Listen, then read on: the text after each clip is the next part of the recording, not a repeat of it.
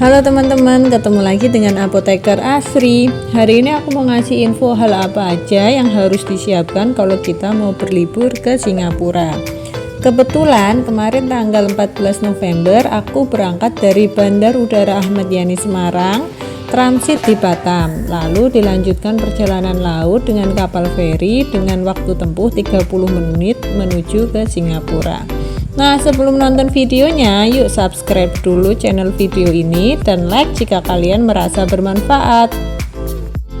Oke, dokumen yang harus disiapkan yang pertama adalah paspor, kemudian yang kedua KTP, yang ketiga isi formulir di aplikasi MyICA.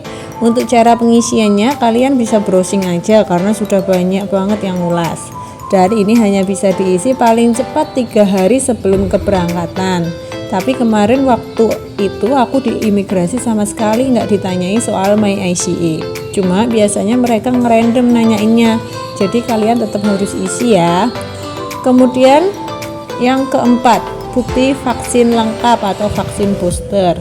Ini justru ditanyai saat aku masih di Bandara Semarang. Waktu di Singapura nggak ditanyain sama sekali.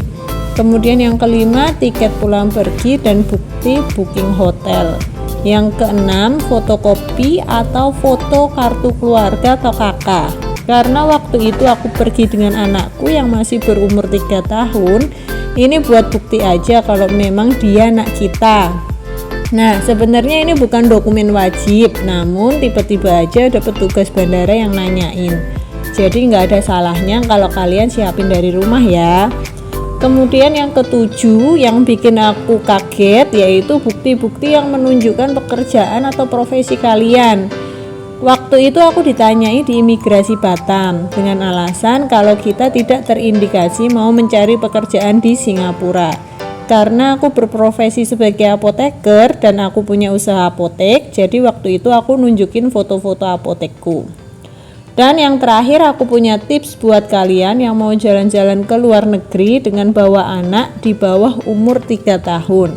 Sebaiknya kalian gendong aja anak kalian, atau jika bisa posisikan anak dalam kondisi tidur, karena kalian akan diprioritaskan oleh petugas imigrasi untuk segera maju tanpa ikut antrian panjang seperti wisatawan yang lain.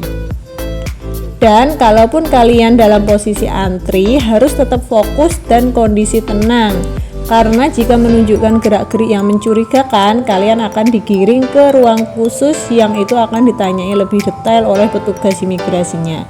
Jadi kesimpulannya, saat antri ataupun saat ditanyai petugas, kalian harus dalam kondisi tenang dan jawab semua pertanyaan dengan jelas. Karena semua pertanyaan yang ditanyakan oleh petugas imigrasi sifatnya random atau acak.